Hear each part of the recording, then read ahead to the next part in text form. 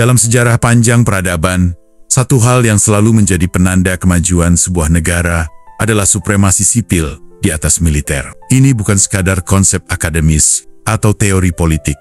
Belaka ini adalah fondasi yang menentukan apakah sebuah bangsa akan berkembang dalam demokrasi atau kembali terjerumus ke dalam otoritarianisme. Dulu, bangsa ini sudah pernah merasakan bagaimana militer mengukuhkan dirinya sebagai kekuatan dominan dalam urusan sipil. Kita mengenalnya sebagai Orde Baru, era di mana demokrasi hanya menjadi pajangan, sementara suara rakyat ditundukkan oleh suara komando. Era di mana mereka yang berani mengkritik dipaksa diam atau menghilang dalam bayang-bayang. Era di mana rakyat dikendalikan bukan dengan argumentasi, tetapi dengan ancaman dan represi. Dan sekarang, bayang-bayang itu mulai muncul kembali, bukan dengan cara yang kasar dan terang-terangan seperti dulu, tapi perlahan, sistematis, dan dalam senyap. Militerisme gaya baru, wajah Orde Baru yang kembali berbenah.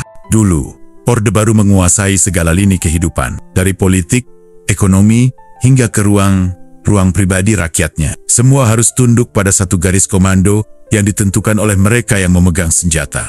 Reformasi 1998 seharusnya menjadi titik balik. Supremasi sipil ditegaskan kembali, TNI kembali ke baraknya, dan kehidupan demokrasi mulai menemukan jalannya. Namun, 26 tahun setelah reformasi, kita menyaksikan bagaimana kekuatan-kekuatan lama perlahan merayap kembali ke panggung utama. Perwira-perwira aktif kembali diberi jabatan di institusi sipil, menyalahi semangat reformasi yang dulu dengan susah payah diperjuangkan. Undang-undang yang dulu membatasi dominasi militer dalam pemerintahan, kini mulai dilonggarkan atas nama kepentingan nasional. Retorika lama tentang stabilitas dan ancaman asing kembali digaungkan, seolah rakyat harus diingatkan bahwa demokrasi terlalu berisiko dan bahwa mereka harus kembali percaya pada satu kekuatan mutlak yang mengontrol segalanya. Mereka perlahan mulai menerima semua ini, sebagian karena ketidaktahuan, sebagian karena rasa lelah, dan sebagian lagi karena ketakutan. Ketika militer masuk ke ranah sipil, demokrasi jadi formalitas. Dalam sistem demokrasi yang sehat, militer seharusnya tunduk pada otoritas sipil. Presiden sebagai pemimpin tertinggi dipilih oleh rakyat, dan semua institusi negara bekerja dalam batasan hukum yang jelas. Tapi, ketika militer mulai masuk kembali ke ranah sipil, keseimbangan itu terganggu. Pejabat-pejabat dengan latar belakang militer lebih terbiasa dengan sistem komando, di mana perintah harus dijalankan tanpa debat. Dalam sistem seperti ini, transparansi dan akuntabilitas menjadi barang langka. Di beberapa negara, kita telah melihat bagaimana militer yang dibiarkan terlalu jauh masuk ke ranah sipil akhirnya menciptakan pemerintahan yang otoriter. Thailand adalah contoh nyata. Kudeta militer berulang kali menggagalkan demokrasi dengan alasan demi stabilitas. Hasilnya, demokrasi hanya menjadi formalitas. Partai politik boleh bertanding dalam pemilu, tapi militer tetap menjadi pengendali utama. Apakah kita ingin berjalan ke arah yang sama? Rakyat yang lupa akan mengulang sejarah yang sama. Mereka yang dulu hidup di era Orde Baru tahu bagaimana rasanya hidup dalam ketakutan. Media dikendalikan, aktivis dibungkam, dan mereka yang melawan dianggap musuh negara. Tapi generasi yang lebih muda, mereka tak merasakan itu secara langsung. Mereka hanya membaca sejarah dari buku.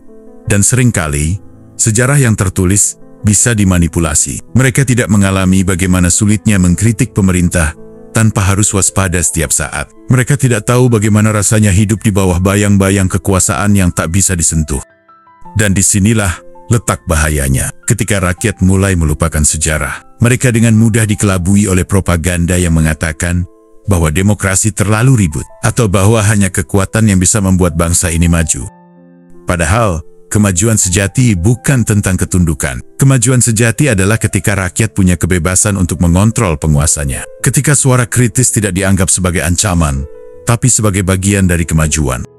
Mencegah sebelum terlambat. Demokrasi tidak bertahan dengan sendirinya.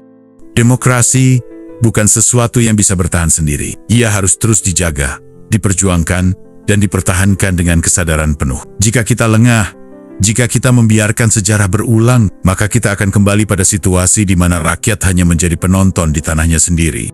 Saat ini, kita masih berada di titik di mana semuanya bisa dikendalikan. Supremasi sipil masih bisa dipertahankan, asalkan rakyat tidak diam.